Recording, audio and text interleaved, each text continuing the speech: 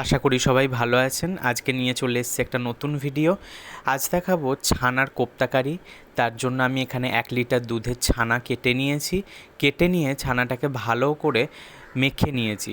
মেখে নেওয়ার পর এখানে দিয়ে দেবো একটু কাজু আর কিশমিশ। কাজু আর কিশমিশটা একটু আমি কুচো কুচো করে নিয়েছি, এতে দিয়ে দিলাম। এরপর দিয়ে দেবো একটুখানি চিনি। তারপর দেবো একটু পরিমাণ মতো নুন, যতটুকু এইটা নোনতা হতে লাগবে। একটু লঙ্কা গুঁড়ো, একটু জিরে গুঁড়ো, আর দিয়ে দেবো একটু শাহি গরম মশলার গুঁড়ো। এরপর এর মধ্যে দিয়ে দেবো একটু পরিমাণ মতো ময়দা। আমি 1 চামচ মতো দিয়েছি একটু বাইন্ডিংয়ের জন্য, আর দেবো একটু ধনে গুঁড়ো। এরপর ভালো করে এই মিশ্রণটাকে মেখে নিতে হবে, যেন প্রতিটা মশলার সাথে ছানাটা খুব ভালোভাবে মিশে যায়। আমার এটা মাখা হয়ে গেছে ভালো করে। একটুখানি নরম হতে পারে, যদি ছানাটা একটুখানি ভালো জল ঝরানো হয় তাহলে শক্তও হতে পারে। জল আমার মোটামুটি ঝরানো হয়েছিল। এখানে আমি দিয়ে দিয়েছি কড়াইয়ে পরিমাণ মতো তেল, আর হাতে একটুখানি তেল বুলিয়ে নিয়েছি। এরপর আমি একটু চ্যাপ্টা চ্যাপ্টা গোল করে এগুলো প্রত্যেকটা কোপ্তাগুলো গড়ে নেব। এটার শেপটা আপনারা আপনাদের নিজেদের মতো দিতে পারেন, পুরো গোলও করতে পারেন, একটু লম্বাটেও করতে পারেন। আমি একটু গোল চ্যাপ্টা মতো করে নিয়েছি। মোটামুটি প্রত্যেকটা এই কোপ্তাগুলো আমার গড়া হয়ে গেছে। এইরকম একটু চ্যাপ্টা করে গড়েছি। এরপর তেলটা ভালো করে গরম হয়ে যাবে যখন, তখন কোপ্তাগুলো ছেড়ে দিতে হবে।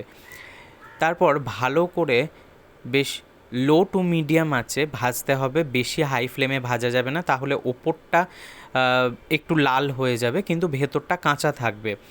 আর তার থেকেও বড় কথা, ভেতরটা কাঁচা থাকলে খেতে ভালো লাগবে না।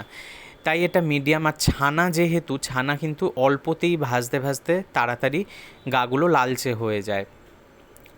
আমার এখানে ভাজা হয়ে গেছে প্রত্যেকটা কোপ্তা। এইভাবে সুন্দর করে আমি বেশ লাল লাল করে ভেজে নিয়েছি। এদিকে মিক্সার কন্টেনারে নিয়ে নিয়েছি একটু কাজু বাদাম আর পোস্ত, এটা ভিজিয়ে রেখে দেবো।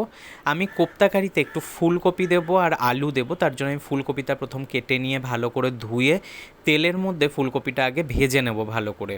আমার ফুলকপিটা ভাজা হয়ে গেছে ভালো করে, এটা আমি তুলে রাখবো। আর এদিকে নিয়ে নিয়েছি দুটো বড় আলু। এরপর আমি আলুটাকেও একটুখানি ওই বাকি তেলটাতে ভেজে নেব। আলু আমার মোটামুটি এইভাবে ভাজবো। ভাজা হয়ে এসছে, এই রকম যখন দেখবেন একটু গাগুলো ব্রাউন হয়ে আসছে, তখন এটা তুলে নিতে হবে। এরপর বাকি তেলে দিয়ে দেবো তেজপাতা ফোড়ন, গোটা শুকনো লঙ্কা আর গোটা গরম মশলা। এরপর একটা টমেটো দিয়ে দিয়েছি এখানে কুচিয়ে, আর দিচ্ছি আদা বাটা আর একটুখানি কাঁচা লঙ্কা বাটা। এরপর আমি পুরো মশলাটা, টমেটোটা যতক্ষণ না গলছে আর আদার গন্ধ যতক্ষণ না যাচ্ছে, মশলাটাকে কষিয়ে নিতে থাকবো।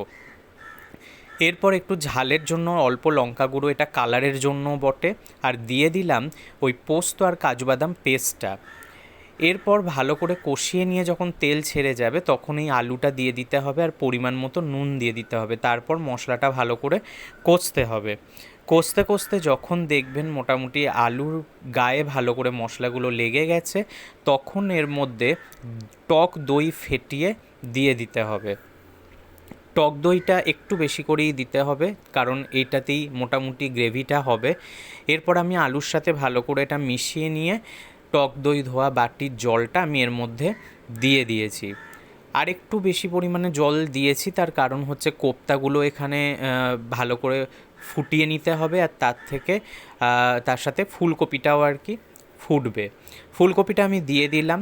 ভালো করে এটা এইভাবে ফুটিয়ে নেওয়ার পরে এখানে আমি পরিমাণ মতো চিনি দিয়ে দেবো একটু মিষ্টির জন্য, যাতে করে বেশ টক মিষ্টিটা ব্যালেন্স হয়ে যায়।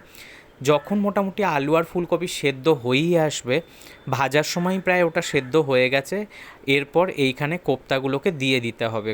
কারণ এটা খুব বেশিক্ষণ এরপর আর ফোটানো যাবে না। মোটামুটি ফুটতে ফুটতে যখন একটু কোপ্তাগুলো বুঝতে পারবেন নরম হয়ে গেছে, তখন এটা নামিয়ে নিতে হবে। আমার প্রায় কোপ্তাগুলো অনেকটাই ফুটেছে। আমি এখানে একটু কাঁচা লঙ্কার ঘি দিয়ে দিলাম, আর একটু দিচ্ছি গরম মশলা গুঁড়ো। এরপর আমার মোটামুটি এটা কোপ্তাগুলো ফুলেও গেছে বেশ ভালোভাবে। আমি একটা প্লেটে এটা সার্ভ করে দিয়েছি। আমার একদম গামাখা গামাখা ছানার কোপ্তাকারি তৈরি হয়ে গেছে। একটুখানি ফুলকপিও দিয়েছি। এটা খুব ভালো খেতে হয়। অবশ্যই নিরামিষের দিন এই রকম বানিয়ে দেখতে পারেন। এটা পরোটা দিয়ে বা ভাত দিয়ে ভালো লাগে। ধন্যবাদ।